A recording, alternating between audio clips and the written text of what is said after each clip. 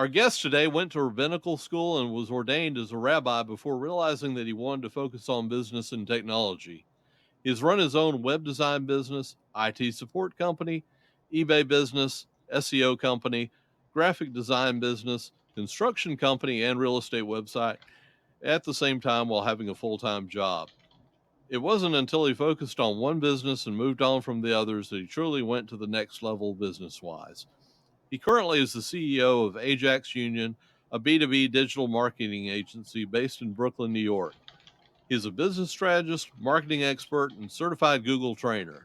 He is the author of High Energy Marketing, Everything You Need to Know to Properly Grow Your Business Online, as well as three other books in the High Energy series. When he is not motivating entrepreneurs at events and on social media or rapping, he chills in Brooklyn with his wife and five kids. Without further ado, Joe Apfelbaum. Thank you for having me here. I'm excited to be here. Thank you for being here. Joe, can you take a few moments and fill in the gaps from that intro and bring us up to speed with what's going on in your world? There's a famous saying, if you build it, they will come. And I used to build websites for lots and lots of people, but nobody came to those websites. So I had to figure out how to market those websites, how to advertise those websites. And that's essentially what I did. I learned how to be able to grow businesses, to be able to make a difference and drive traffic to those businesses. That's been my focus with Ajax Union, figuring out what are the steps that I need to take in order for me to be able to help other people, in order for me to be able to grow business, in order for me to be able to learn about. In the beginning, it was all about search engine. That was when I started. It was all about search engine optimization. But then eventually it became about, okay, well, I send traffic to you now, right? Build it and they will come. Now I send traffic. I did SEO for you. How do I take it to the next level?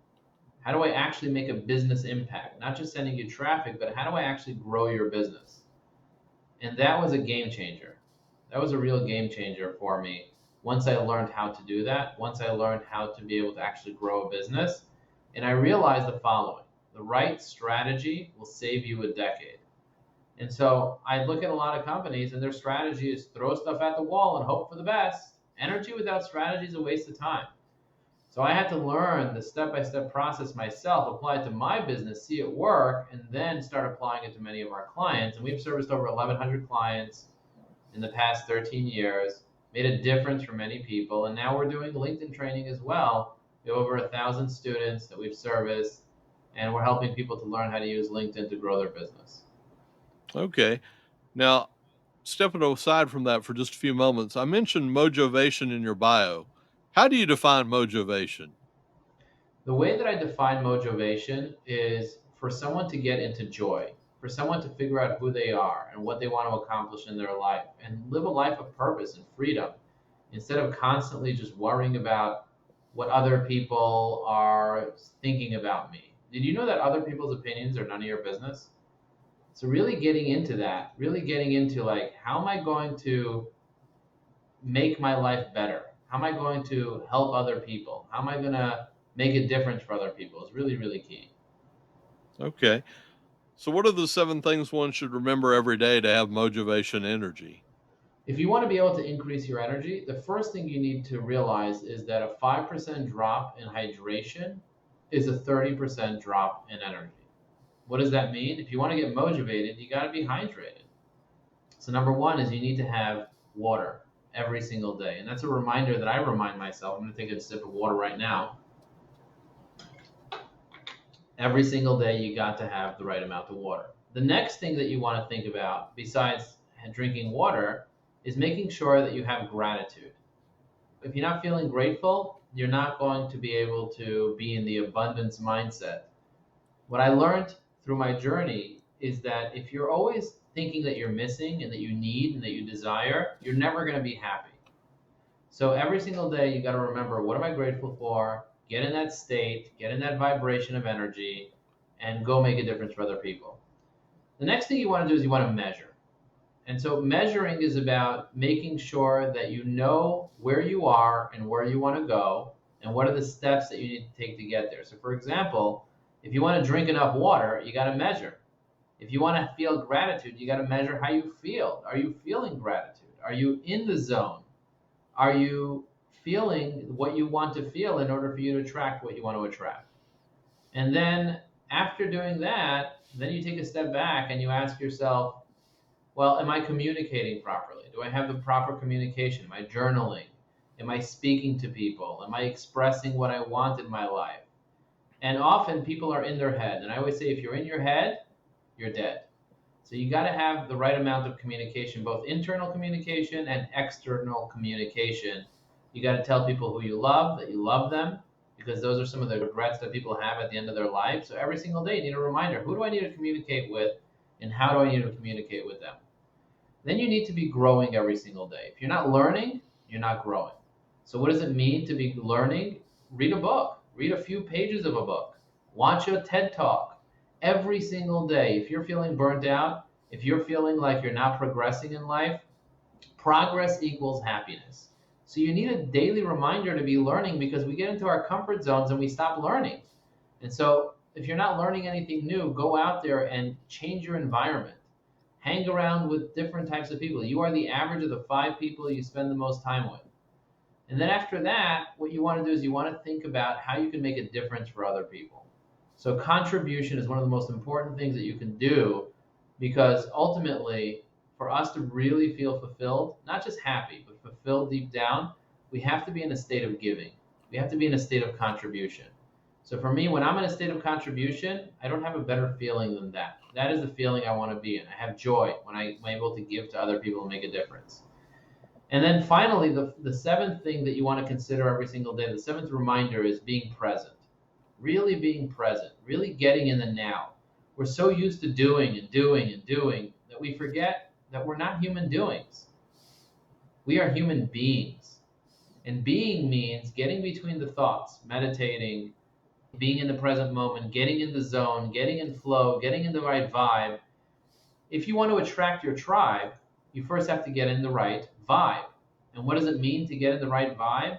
That means taking a step back from the noise. We have so much noise in our life. And instead of it being noise, make it a beat. Put on some type of beat that you can have in your life. So for me, I'll put on a little beat. I don't know if you can hear this beat playing in the background. I can hear a beat. So I put on a beat and I kind of just rock to the beat, because beats is what makes you present, what makes you connected. Every single day, if you want to flow, you want to grow, you got to start to get into your own show, out of your head, out of bed, jump, change your state. That's what you got to do. You got to take a step back and look at your life and ask yourself, do I have what I want? Do I have what I need? Can I be grateful? Can I be present? Can I be blessed? And if you don't have water, if you're not measuring, if you're not in a state of gratitude, if you're not communicating, if you're not learning and growing and contributing, if you're not present, it's going to be very difficult for you to up-level your life. So if you want to up-level your life, those are the 7 reminders to have better energy. Boom. That's what I have to say. Knowledge dropped. Have you always been a very positive individual, or is this something that you've had to learn? I've always thought I was a very positive individual, but I had something called toxic positivity, which means I'm just grateful and happy no matter what happens, but really I feel resentment inside, and really I'm not happy, and really I'm angry, and I'm confused and I'm lost. And I say that I'm positive because I want to be positive, but I don't understand what positivity even means. I don't understand what happiness even means. And I was a zombie for many years. I was a happy-go-lucky zombie, but I was a zombie. And there's a very big difference between being positive and being in a state of joy. Being positive is kind of like, looking at the glass half full. But being in a state of joy is not thinking positive, but being in a state that is blissful. Being in a state that you're on, that you're leaning into, that you want to be in, that you desire to be in, that you don't want to leave. See, when I'm talking to you right now, I'm not just being positive. I'm on. I'm in the zone. I'm in the game. I'm with you. I'm here. I'm now. So many people are thinking about, oh, what messages did I get? Or what emails? Or when can this be over? I don't want this to be over ever. I want us to be here in this moment now forever, because where we are right now is exactly where we need to be. And I did not always know that. I did not always have consciousness. I did not always have awareness. I did not always have the ability to manifest in the way that I have the ability to manifest right now. So it's a progression. It's a progression to consciousness, to awareness. And that is my journey. How did you learn this? A combination of life lessons, experience teaches us, a combination of books that I've read that have given me more insight, coaches like Tony Robbins, going to Landmark, being spending time with other successful entrepreneurs. You are the average of the 5 people you spend the most time with. So when I went from spending time just with my partner and my employees to going to networking events and meeting CEOs and learning from them and seeing what they're doing and seeing how they're manifesting millions of dollars and the impact that they're making in the world, I started realizing that it's not just always about control and power, it's also about influence and desire. It's all about gratitude and connectivity and joy and bringing in the right state. And that's how I lost 95 pounds. That's how I went from being a person who hires writers to writing himself and making a difference for thousands of people. Now, did you come from an entrepreneurial background? I know that you had mentioned before that your mom had a business. Were there other people in your family that had businesses as well? My grandfather had a manufacturing company. I didn't know about his company. He didn't really speak about it a lot. I know that he had some partners and some difficulties, and he wasn't really ultimately as successful as he could have been in life. My mother had a business. She tried to make it for 10 years. She struggled, and I saw her, work really hard, 16 hours a day, hustling, hustling, hustling, and eventually going out of business around 9/11. So I've seen a lot of people growing up suffer or have trouble with business, and I always wanted to make that right. Maybe that's a little chip on my shoulder that I want to help hungry entrepreneurs go from frustration to motivation. But that's been something that I've always like aspired. I looked at business owners and I was like, are they really successful? Are they really making it? Or are they just making noise? And what I found after servicing thousands of people by training them, coaching them, and having over 1,100 clients in my business is I realized that 96% of businesses are doing less than $1 million in revenue, not profit, revenue, sales. And as a result, because they're 5% profit, maybe on the bottom line, they're barely making 50K. And so if you have a business that's barely making 50K, how do you feed your family? How do you live? How do you live an abundant life? And the answer is 96% of people are not living an abundant life. They don't have their dreams come true. And if you're in the 1% and you're lucky that you're there, well, part of it could be luck, could be that you inherited it, but part of it has to do with what strategies can you put in place, because a third of all billionaires are self-made billionaires. Nobody made them. They didn't come from money. So how did they create it? And they also say if you take all the wealth from all the billionaires in the world and you spread it around to everybody else and you wait a bunch of years, what's going to happen is those same billionaires are going to get their money back. It just is the law of attraction, manifestation is just what it is. I don't know if that's true or that's not true. What I can tell you is that you can only grow your business as much as you grow yourself. I mentioned that you went to rabbinical school and became a rabbi. And bear with me, this is probably going to be the dumbest question anyone has ever asked you. Do you think that learning to read and write the Hebrew language, going from right to left, has given you a different perspective or leg up in business than most? Where I'm going with this is that in programming classes, the people that had musical backgrounds did particularly well and seemed to have an easier time than us non musicians. Believe it or not, I did not really know how to read very well. So I wasn't a good reader in school. So although I learned how to read Hebrew from right to left and all that stuff, I didn't have a lot of confidence in reading and I didn't enjoy reading Hebrew in general, or even English for that matter. I think what gave me the edge is not so much reading right to left or left to right, it's my insatiable curiosity. One of my core values is curiosity. And even as a child, I remember I used to go to my mother's store and she used to say, stop playing with the cash register. Because I would want to figure out how to create receipts that had all types of interesting characters on it and say messages. So, like when she would print out a receipt, I would have an inspirational message on the receipt. And she'd be like, how the heck did you do that? And this was the cash register that had numbers on it. But I read the instructions and I messed around with it and I figured out how to program it to say certain things by clicking on, spending an hour clicking the letters to get it to say things. And the same thing whenever we would rent a car, if we would go on a business trip, my mother would take me to business trips in Miami when she would go buy clothing there for her clothing store. And I would figure out every nook and cranny in the Cadillac to figure out how to open the trunk and how to program the radio with her favorite stations and how all the different components in the car work. And she was like, "How do you know all this? Like, how do you know how to take apart a computer and put it back together?" Like, for me, that comes from curiosity. And when I'm networking, I'm asking lots of questions. When I'm building relationships, I'm truly interested in you. I want to know what makes you tick. I want to know who you're connected to. I want to know why you became who you are and what are your childhood wounds and what are your desires and dreams and goals and fears and pains. And I want to know everything. And I take that information and I'm able to help you because I'm able to make connections that most people can't make because I have this certain level of curiosity, which leads to creativity. Now, would you say that relationships are one of your particular skills? I don't think relationships is a skill of mine, but I do think that networking is something that I've spent a lot of time studying and practicing and building as one of the skills that I've learned in my life that has helped me be able to generate millions of dollars in revenue for my businesses. Networking, I think, is a skill, just like any other skill, but most people are afraid of networking. And let me tell you why. My friend Jeff Goldberg, he's a sales trainer. He always says people do things for reasons. They do things for reasons.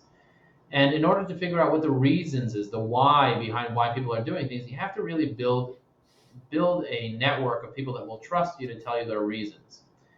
But building a network of people that will trust you to tell you their reasons is a scary thing because my friend Michael Goldberg, who wrote a book called Knockout Networking, he says that public speaking is something that most people are afraid of. 90% of people are afraid of public speaking. I think Jerry Seinfeld said that people would rather be in the casket than giving the eulogy. They're really afraid of getting in front of a crowd or of even 5 to 10 people. And networking is kind of like that. You're getting out of your comfort zone. People are judging you. And most people, even people that say they're not afraid of it, they are afraid of it. They're shaking when somebody asks them what they do for a living. And I was one of those people. I was afraid of public speaking.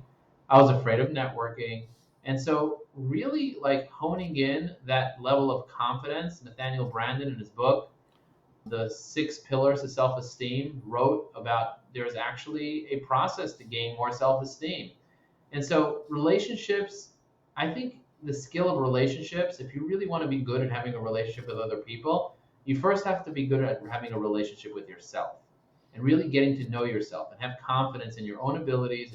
I remember when I signed up to Facebook, I used to be afraid of Facebook. So when I signed up, they asked you about me and like, what are your hobbies? I would be like, I don't have hobbies. I don't know anything about me. Like, who am I? And I had that level of self-confidence, a really, really low level of self-confidence. And so for me, I would have to take a step back and really ask myself, who am I? So I became really good at who am I? And that helped me with networking and relationships. Does that make sense? That makes sense. I think everybody's a little bit afraid of being found out that they're not who the image that they try to portray. I Um, agree. how would you advise someone that's starting out in business what to focus on? Is there a particular market or business that you find easier to start or easier to build? The service businesses typically have a lower barrier of entry because you don't have to invest in products and it's pretty simple to get customers. You find somebody that has a problem, you can get started with them right away. You're selling your time. So often people will start with service businesses. I think that ultimately it has to do with what do you know? What do you know? Like I knew computers and marketing. That's how I got into marketing. I was passionate about that. I was excited about that. Now I know business coaching, so I do business coaching. Now I know podcasting, so I do podcasting. I do webinars. The things that you know are the things that you are good at and the things that you can get better at and you can help other people with. So the lowest barrier of entry is something that you already know how to do. If you're going to start learning from scratch how to be a programmer, it might take you a while for you if you're in a rush to make money for you to start making money of programming if you have absolutely no idea what programming languages exist or even if you like programming.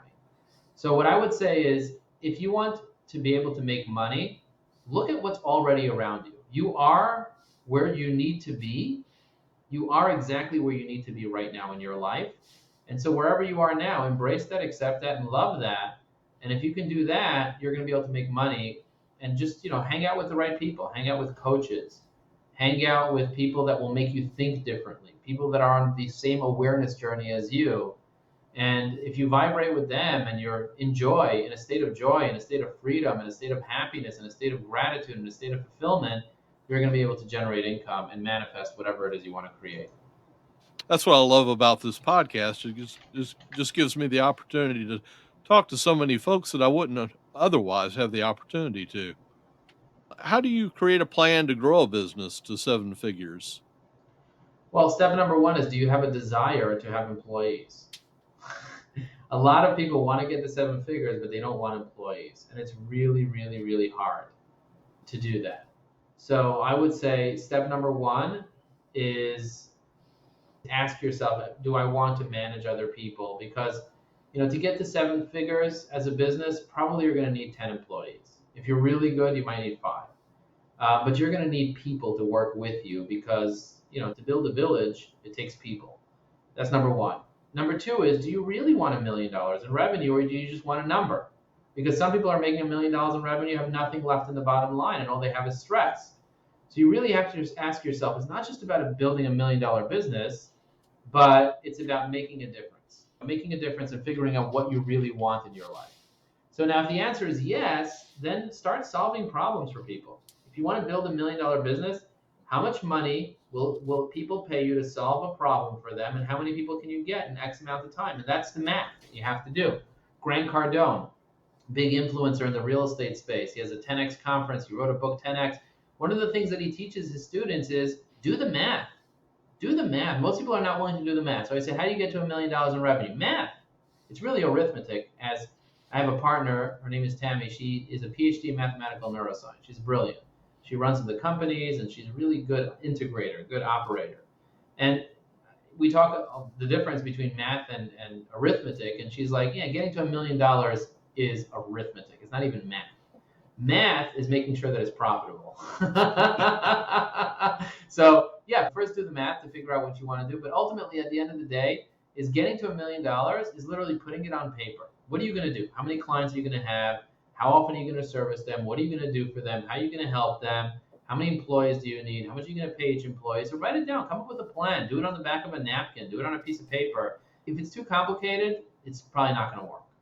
I can't tell you the number of times I've heard of people that do have $1 million revenue, but their expenses, like their advertising expenses, are unfortunately much higher. That doesn't quite work out. What beliefs stop business owners from getting past the six-figure mark? The 3 major beliefs that people have that stop them from succeeding in business, in life. Number 1 is luck. I call the first one luck. People believe that in order to make money, you have to be lucky. I think being alive has to do with luck. I don't think it has to do with making money. I think if you are alive right now, you're lucky because there were many cells that you could have become, and you became a human cell, right? You became 2 different cells combining together at the right time with the right temperature in the right place. You became a human being, and then you lived your life to get to this point where you can listen to this podcast. So you're lucky that you're alive, and you're lucky that you have the technology to be able to hear a podcast and get the information that human beings for millennia did not have access to this type of information at this speed. So that's number 1. You already are lucky. But more importantly, what is your strategy? Stop relying on luck. Don't believe that you have to be lucky to make money. Believe that you need the right strategy. Because luck shows up when you mix the right amount of work with the right amount of strategy, with the right amount of right place and the right time, but you have to be prepared to be able to access that blessing. And most people, they don't have the right strategy, so that when they do get the blessing, they don't know how to leverage the blessings that come your way. You're going to have amazing things coming your way, but if you're not prepared for the rain and all you're holding is a plastic cup, you're not going to be able to get enough rain to feed you for a year. But if you pull up with a dump truck, you're probably going to be much, because you had a strategy. You know it's going to rain. You have friends with the meteorologist. You know where it's going to rain the most. And you pull up with a dump truck or a group of dump trucks, you'll have enough water for a long time. So you got to understand how to do that, where to fish and where to hunt and what to do and how to do it. So number 1 belief, don't believe that you're unlucky. Instead, believe that you need the right strategy. Number 2 belief. And beliefs are basically the foundation of whether or not we're going to take action. So action leads to results. Belief is what creates action. Because if you don't believe that you're going to get something, you're not going to do something. And if you don't do something, you're not going to get something, which is going to reinforce the negative belief. And so the second belief is around trust. People don't trust themselves. They don't have self-confidence. They also don't trust other people. Like, I'm just sharing openly with you. Most people are not willing to share openly. They want to hide their ideas. They don't want to tell a competitor what they're about because they're afraid the competitor will steal their business. And the truth is, if the competitor wanted to steal your business, they would have already stolen your business. My mother always said, never hire a sales rep. Why? Because a sales rep's going to get really good and steal your business.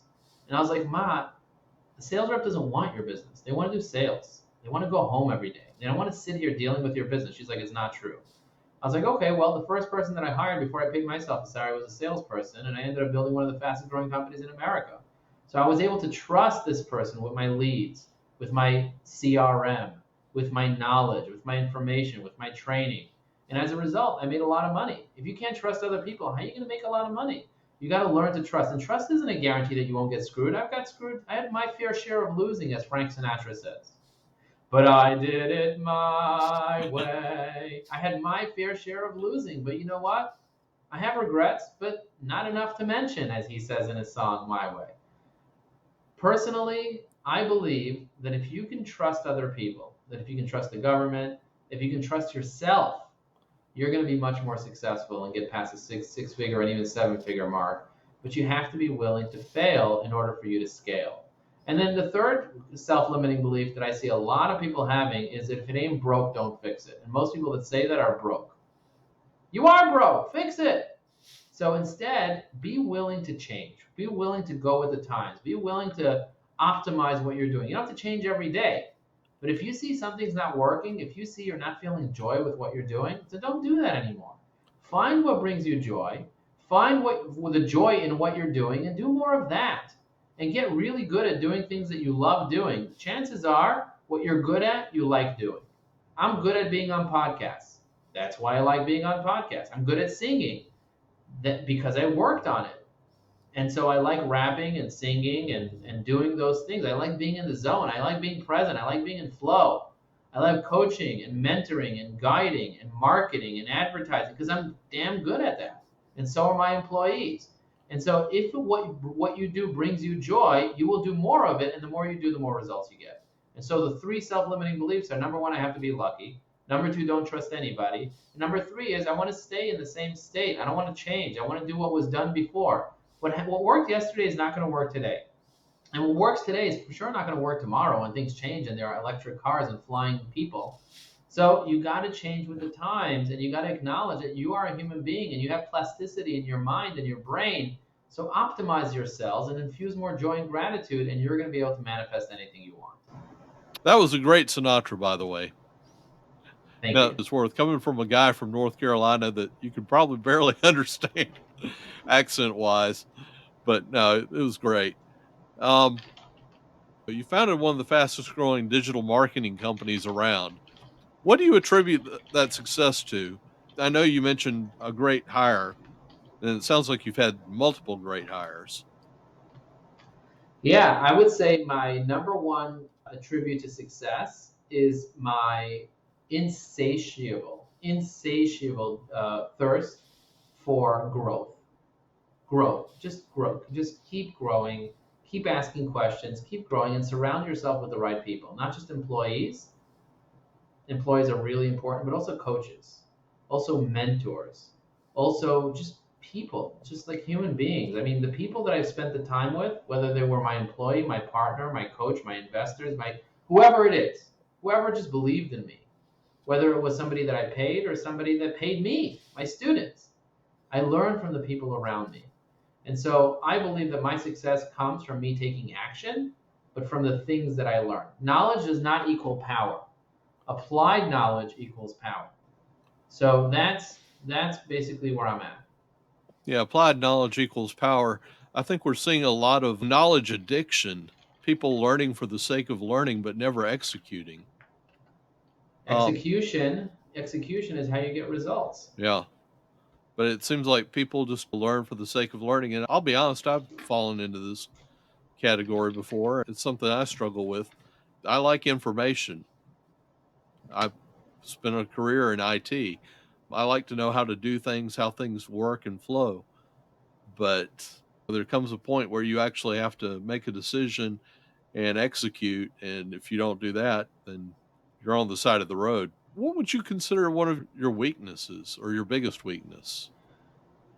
The way that you find your weaknesses is by looking at your strengths. So for me, my strengths is I'm an activator. If you take the Gallup test, there are 34 human strengths. He wrote a book called Strength Finder 2.0. Highly recommend you guys check that out and do the tests to see what your top 5 strengths are. But I'm an activator. I'm really good at getting things started. Well, every strength comes along with it with a weakness. So if I'm really, really good at starting things, what am I terrible at? What am I terrible at? Finishing, perhaps? Perhaps finishing. So I need help with people. I need people to help me be able to make a difference. That's what I need. I need people to be able to help me make a difference. One weakness that I have is just finishing. I like starting new things, but like being consistent and finishing could be really hard for me. So I have other people help me, coaches, guides, mentors, and employees and partners, people that help me finish. The other strength that I have is I'm really, really good at strategy. So if I'm amazing at strategy, I'm a great strategist. What am I terrible at? Execution. Yeah. I'm not the best at execution, which means that I need to rely on other people that are achievers to execute on my behalf. So I'll come up with the plans, but I'm not going to execute. Now, sometimes I'll execute. Sometimes I will. I have to do the push ups if I want to have muscles. I have to go for the runs, and I run very often. I have to be the ones that's on the podcast, and I'm executing right now talking to you. But most of the execution that will happen, I would say 80% of the execution will happen by people that are good at executing and can rely on my energy, my strategy energy. So we can go through my list of all my strengths and talk about my weaknesses. But my point is that everybody has weaknesses because they have strengths. And if you can double down on your strengths and get other people to support you with your weaknesses, you're going to be much more likely to succeed. Going back to starting a business, how do you generate leads online that turn into clients? The way that you generate leads online that turn into clients is figuring out where your clients are and spending time in those areas. You can look on search engines and get people to buy from you there. You could look on social media and get people to connect with you there. You could use email marketing. There are many different ways, but depending on where your clients are, that's where you need to be.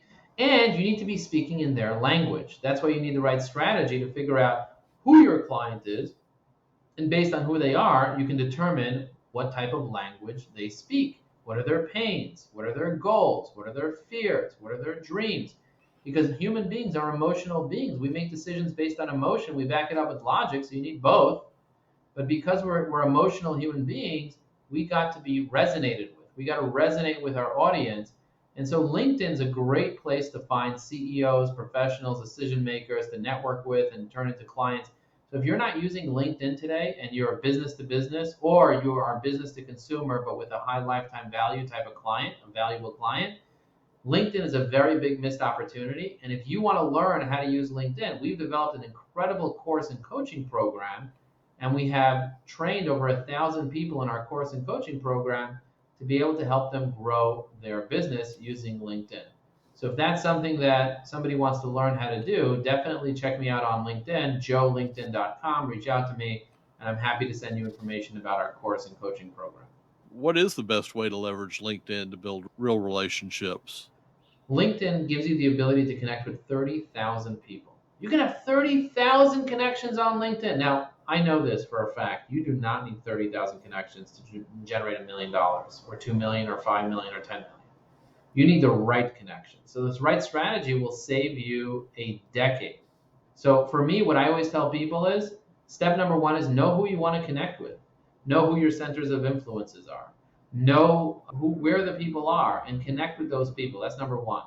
Number two is you need to create awareness. You need to start creating awareness about your own personal brand. So have a really good profile and have a good content strategy will help you create awareness. You also need to be engaged on LinkedIn and you need to create the right amount of credibility. People do business with other people that they know, you have awareness, but also that they trust. If someone doesn't trust you, they're not going to use you. So you need to use levels of engagement in order for you to build that trust. And then finally, it needs to all lead to one thing: conversations. If you don't have conversations with people, you're not going to close business. So, how many conversations did you have in the past week? So, we teach people how to use direct messaging to generate conversations on LinkedIn. Would you consider yourself an introvert or an extrovert? I am more extroverted according to the personality assessments that I have. It doesn't mean I don't like spending time alone. I love spending time alone. I love, love, love, love, love. I absolutely love it with all my heart. But I get my energy from other people. So if I'm with you, I get more energized. I get recharged when I'm around other people. The difference between an introvert and an extrovert is just where you get your energy from. Do you get your energy from being alone, or do you get energy from being with other people? I get my energy from being with other people, and that's why I create my own networking events and I set up my own times to be with people. I love being with other people. Some other people, they need to be alone in order to recharge. So I'm definitely extroverted, but I also enjoy being by myself and having my own peace of mind. Do you have any tips for somebody that might be introverted to kind of break out of that shell, or should they partner with an extrovert? I don't think you need to have extroverts around you. I don't think it makes a difference if you're an introvert and extrovert. What makes the difference is what are the strengths of the people around you. I always tell people to use Strength Finder 2.0 to figure out people's strengths, and then try to find other people that will complement your strengths. You mentioned LinkedIn, and going back to that, why should an entrepreneur update LinkedIn every day? The reason you should be on LinkedIn every day is because that's where your customers are. And if you want to create more awareness for yourself, you need to start posting on LinkedIn. There are 756 million people on LinkedIn, but there's only a million posts going up on LinkedIn each day. That means there's a lot of people on LinkedIn, 40% are logging in daily. And so you want to make sure that you're there when your clients and potential clients arrive. And most people don't know what to post. I just posted an article on LinkedIn, and you can put this in the show notes.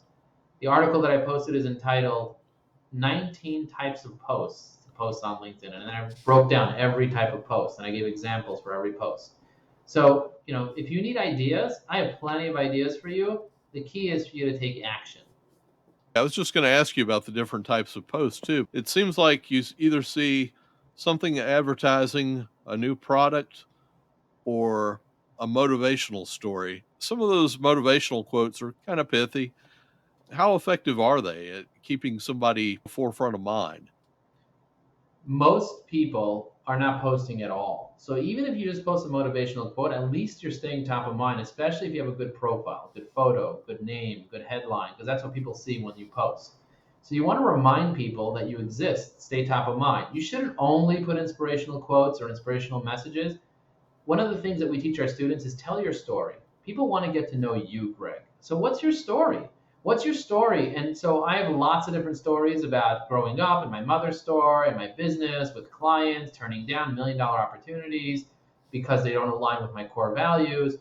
I have lots of stories to share, and so does everybody else. Stories of failure, stories of successes, stories of challenges, stories of wins, stories of people that you've met, questions that you've had, tips.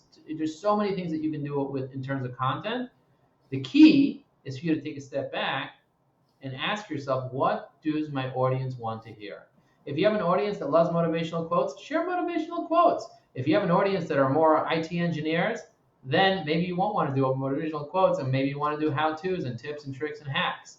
So it depends on who your audience is and who you're connected to. Because remember, there are 756 million people on LinkedIn. You can only connect to 30,000, and most people are only connected to 440.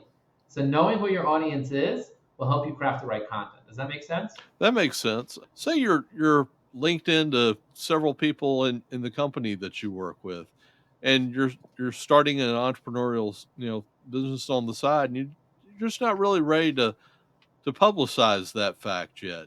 Is there any way to get around that? If you are the type of person that you are just not sure who you want to connect to, and you're not sure what you want to do, and you're not sure who your clients are, then you need to speak to a coach. That's what you need to do. You need to speak to a coach to help you figure yourself out. Because if you're in your head, you're dead. If you're overthinking it, you're not going to take action.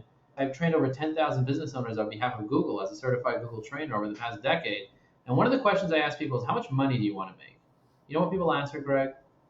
They probably answer $1 million because that's pretty much what's been programmed into us. I Okay. say as much as possible. I say, I don't want to limit myself. I'm not going to give you a number. I always tell people, if you don't have a number, then you're not getting anywhere. A ship without a rudder, a person without a goal is like a ship without a rudder. Eventually, it's going to hit the rocks. It's going to float and hit some rock, and then you'll have a hole in your boat, and the boat will sink. So instead of waiting for your boat to sink in life, get a rudder and know where you're going and go somewhere specific.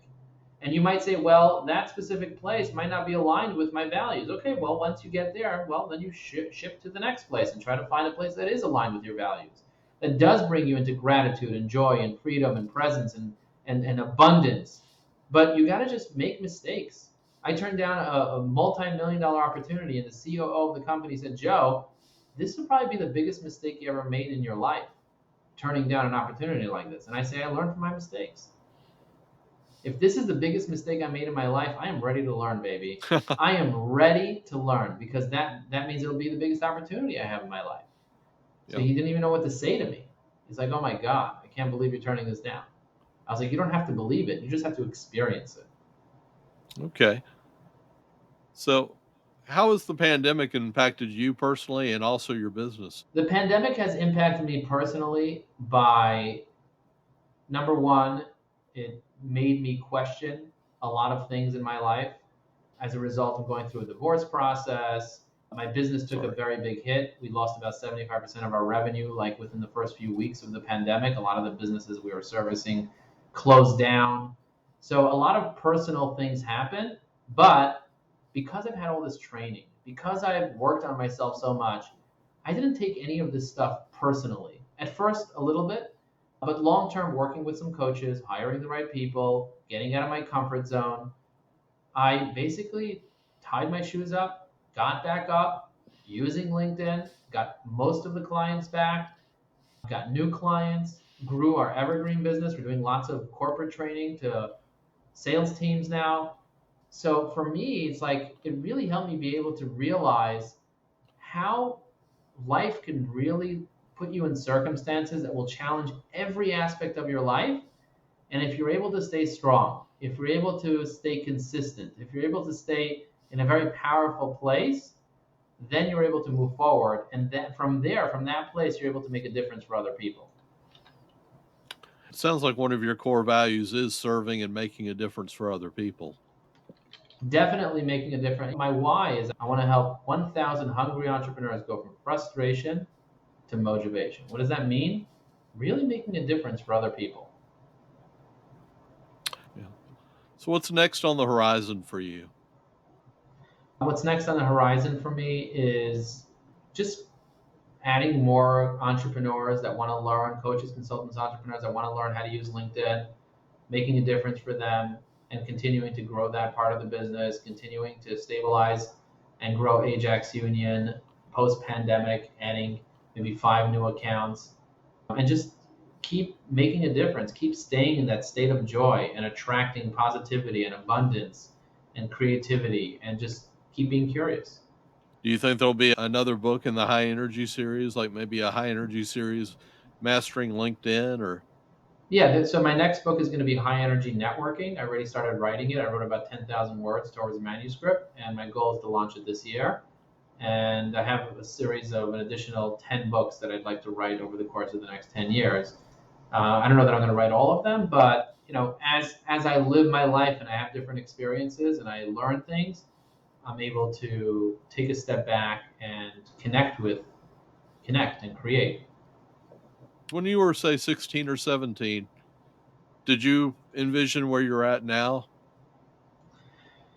I did not envision that when I was a little boy, 15, 16, 17. I had no idea like what I wanted. I was always attracted to advertising and attracted to marketing, and I was always look at the circulars and the ads and all that other stuff.